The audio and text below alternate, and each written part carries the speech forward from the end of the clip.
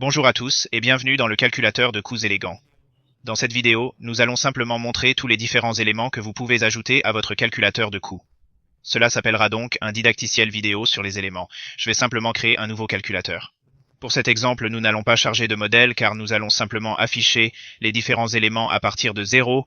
Vous commencez donc avec en gros, une section ici en bas, puis dans la section, vous devez commencer à ajouter des éléments. Le premier serait un menu déroulant et ce serait un groupe de produits ou de services que vous pouvez en quelque sorte ajouter ici. Vous pouvez dire produit 1, vous lui donnez un prix, cliquez ici, produit 2, donnez-lui aussi un prix. Et voyons à quoi cela ressemble.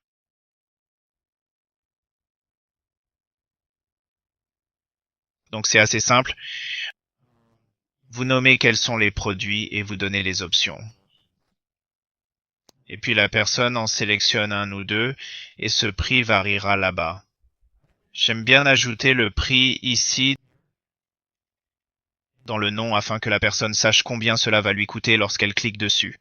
Je pense que cela donne une meilleure expérience utilisateur. OK, passons donc à l'élément suivant, qui serait les cases à cocher. Et encore une fois, c'est un peu comme un groupe de services. Vous pouvez donc dire le produit 1 et le produit 2, ou service 1, service 2, quel que soit celui que vous utilisez. Encore une fois, j'aurais dû ajouter le prix. Je pense que c'est bien pour que vous puissiez voir que le prix est ici. Je pense qu'il serait également bon d'ajouter le prix et ses produits également. Ainsi, lorsqu'ils cliquent dessus, ils savent combien cela va leur coûter. Bien que dans les cases à cocher, si vous allez dans des options supplémentaires, vous pouvez activer la fonction d'indication de prix. C'est vraiment cool. Ainsi, chaque fois qu'ils cliquent dessus, l'indication de prix augmente. Je vais donc vous montrer que, lorsque nous l'enregistrons à nouveau, le prochain sera des interrupteurs à bascule, et dans l'interrupteur à bascule, vous avez le bouton radio à choix unique qui les oblige à choisir un produit ou un service. Donc, soit ils choisissent le produit 1, soit ils choisissent le produit 2. Ils ne peuvent pas choisir plus d'un ou l'autre. Je vais donc mettre le mot uniquement ici, car ils ne peuvent choisir qu'une seule de ces deux options. Et vous verrez à quoi cela ressemble.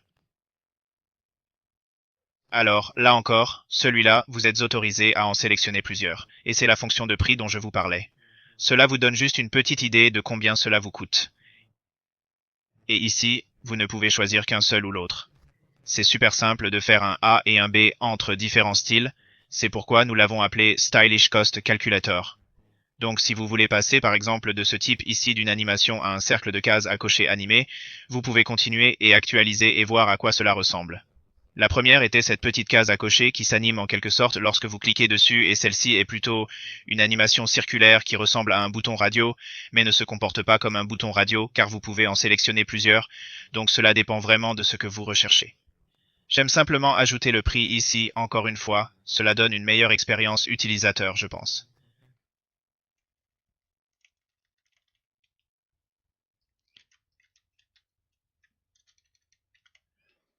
Vous pouvez également cliquer sur le bouton liste détaillée ici et obtenir une répartition du coût des choses. Donc pour le produit 2, disons 200$. Ici, ouais, 200$ et ici il devrait y avoir 200$ aussi pour que je puisse vous montrer cette différence. Nous avons donc les menus déroulants, nous avons les différentes cases à cocher ou boutons. Nous avons également un autre type de bouton d'interrupteur à bascule appelé bouton simple. Et disons que nous faisons un service 1 ou un service 2, 100, 200, peu importe. Les boutons simples s'empilent les uns à côté des autres, donc c'est bien si vous voulez empiler plusieurs options. Et ils peuvent simplement en sélectionner autant qu'ils le souhaitent. C'est bien pour les services à la carte, je remarque. Donc par exemple, si vous êtes un concepteur de site web, et que vous souhaitez ajouter des modules complémentaires, ou si vous êtes un photographe de mariage ou quoi que ce soit et que vous avez des modules complémentaires à vos services principaux, ceux-ci sont bons à utiliser. Au moment où vous regarderez cette vidéo, nous aurons peut-être même plus de fonctionnalités, car nous sommes en train d'en développer quelques-unes de plus. Le curseur est un peu, en termes de fonctionnement mathématique, il existe deux façons différentes d'utiliser un curseur, mais nous allons créer une autre vidéo sur ce sujet. Mais disons par exemple que vous voulez le numéro des jours. Ils vont louer votre appartement pour un certain nombre de jours, ou ils vont, peu importe. Ou si vous êtes un site web, un développeur web, vous pouvez dire le nombre de pages web que vous souhaitez créer. Choisissez le maximum de ce que vous voulez, et choisissez un prix par article que vous voulez. Nous avons également la tarification en gros. Ce qu'est la tarification en gros, c'est que de 0 à 10, ça vous coûte 10 $ par unité, mais si vous allez de 11 à 20, nous allons le ramener à 9 $ par unité. Nous vous offrons ce dollar par unité de réduction parce que vous faites la tarification en gros. Nous avons également une nouvelle fonctionnalité qui va sortir, appelée échelle mobile, qui sera un peu différente de celle-là, et nous aurons également une autre vidéo à ce sujet. Je peux donc vous montrer comment fonctionne le curseur.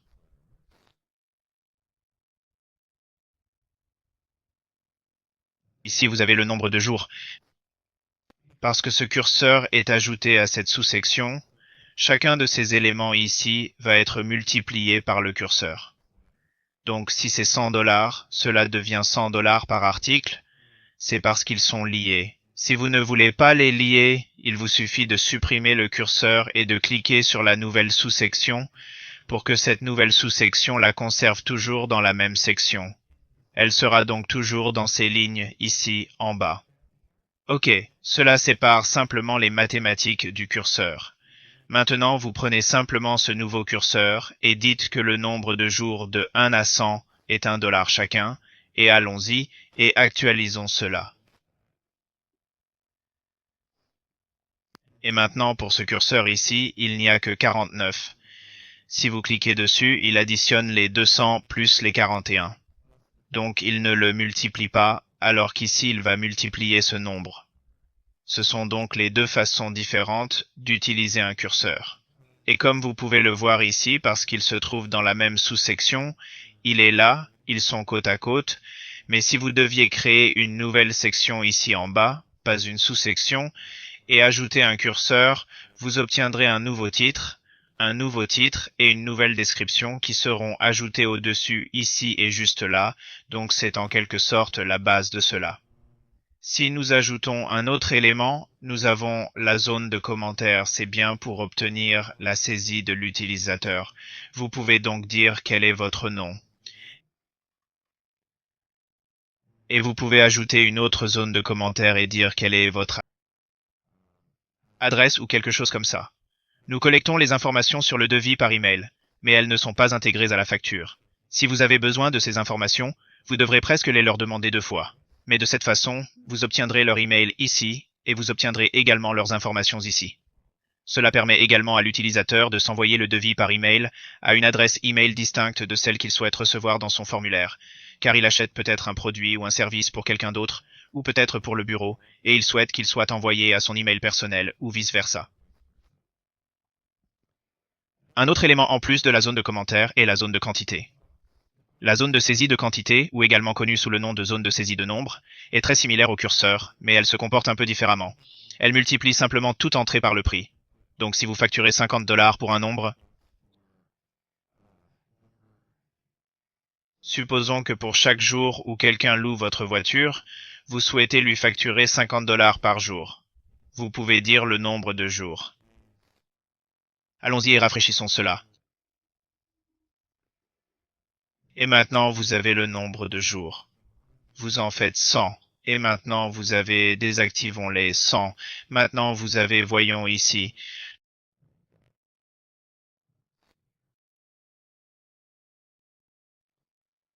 Nous avons donc notre zone de saisie du nombre de jours, et pour chaque quantité, 5 fois 50. Supprimons cela. Et cela va continuer à s'ajouter. Et voilà. Donc 10, 10 fois 50, 500. Allez dans la liste détaillée. Nombre de jours, 10, 50, 500.